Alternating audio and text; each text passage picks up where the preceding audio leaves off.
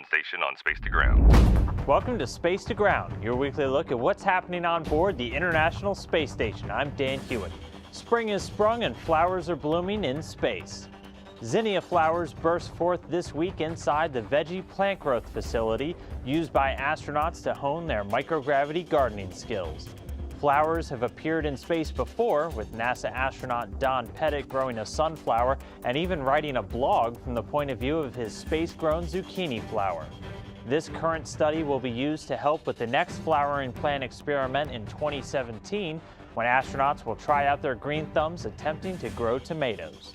And even though the holidays are well past, an elf showed up on station this week. The crew set up the Electrostatic Levitation Furnace, or ELF for short, which is a Japanese payload used for materials science. It uses an electric field to keep samples in place, which frees them from the impurities that can come from the containers used in the melting process on Earth.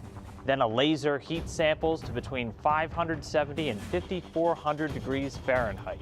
Measurements from this process could provide new insights for the procedures used in the production of high-performance steel here on Earth. This week's Twitter question comes from Nabil, who wants to know what keeps the station stable when astronauts do things like run on the treadmill. That's a smart question and something our engineers had to think a lot about. Devices like the treadmill, stationary bike, and weightlifting machine actually have vibration stabilizers built in to separate them from the station structure itself.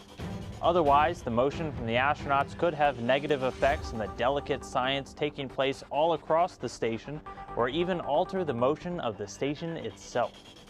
Keep sending us your questions using the hashtag #SpaceToGround. We'll see you next week.